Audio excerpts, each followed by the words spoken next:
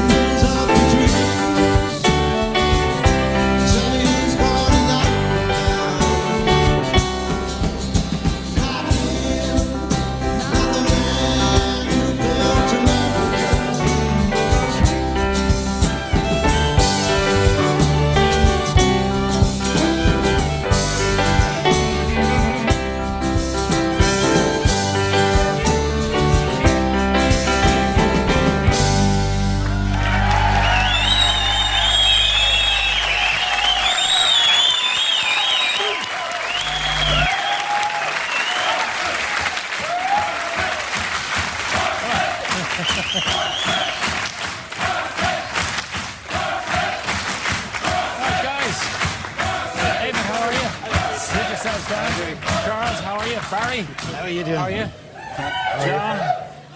John? Jim? You're all very welcome. Thanks, Pat. 1000% live performance there. How long is it since you've done that sort of thing in public? Very long time. Very long time. Since 7 or 8 years. You said Plus. 24, yeah. 24 years. 25 years, yeah. Since you guys disbanded. Before we go back into the mist of time and find out how it all began, what are you all doing now? Eamon? Well, I'm a journalist with the Evening Herald in Dublin. All right. Johnny? Still playing live music, gigging, and yeah. Are you the Still only musician. one? Well, Charles, actually. Charles still doing a bit of music as well. Barry? Dentistry this week. Something else. Screenwriting, it says here. Screenwriting, and directing and all that sort of thing. Charles, you were playing music. I'm writing, and, yes, still playing, yeah. Mm. And Jim? I'm still here. They haven't sacked me yet. You're producing in In Dave radio. Fanning's show, yeah. 24 years between albums. Yeah. You know, it's a long time to take a rest. It's called the difficult 13th album. We think it's a Guinness Book of Records. Why did it all stop?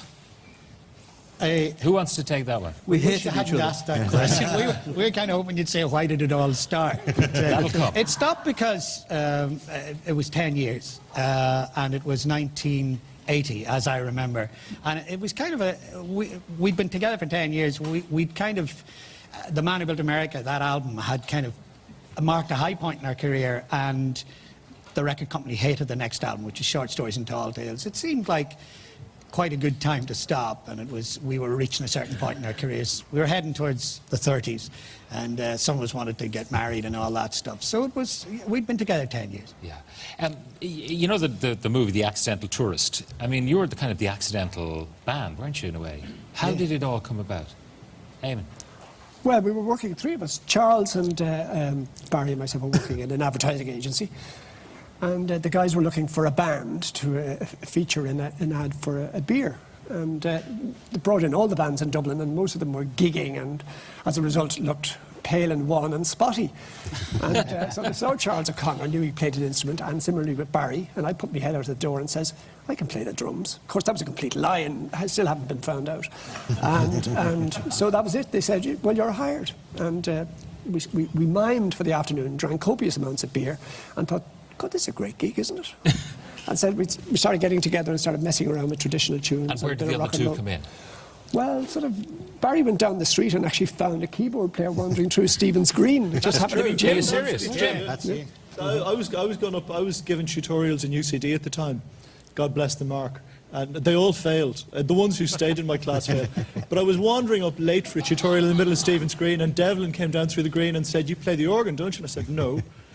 We said, "Come on up and tell them that you do." So I went up and they said, "Do you play the organ?" I said, "Yes, I played church organ for 10 years." And they said, "OK, you've got the gig. You're only miming anyway." So that was kind of how I fell into it. And we were called the Gentle People for the purposes of the ad, and we wore cravats. We looked like a bit like the Kinks.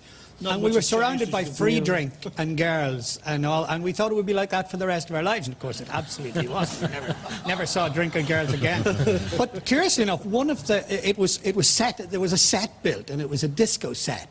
And in one of the people who was an extra was a certain Paul McGuinness, and I wonder what became of him. If only he'd become your manager, Yeah, well, you'd now be giving lectures about the third world. Yeah. Good habit. We didn't have Johnny at the time, so it was. They sent me down in a taxi to Limerick to find him. Just go to Limerick, find Johnny. £30. It was a lot of money then. It was A lot of 8 money weeks' on wages, a I presume. taxi. And who came up with the name Horslips? Because it's it's buried in the mists of time, but there must be a logic, or is there? There is. It's the logic of monosodium glutamate. I know that sounds over. We lived wild lives on the edge at that stage, and so we were in a Chinese restaurant for a night out, and our minds became muddled by monosodium glutamate, and we were trying to think up a name because we were on television the next day because the late great Anya O'Connor had got us a gig on a show called Found, and we said we need a name. So there were 5 of us. So somebody said, well, why not call it the 4 Horsemen of the Apocalypse? And there was a certain amount of glee at this, and somebody said 4 poxmen of the Horslips, more like. And we couldn't call ourselves the Poxmen, although in retrospect, did for certain charm. So we called ourselves the Horslips with a Y initially. And we said, oh, we'll get rid of it With next an E. week. Well, you know, it'd be, But it stuck. it stuck. Yeah. You were hugely successful. When we look back at the gear, we think maybe it's odd, but in fact, it wasn't that odd in those days. Let's be honest. It was odd.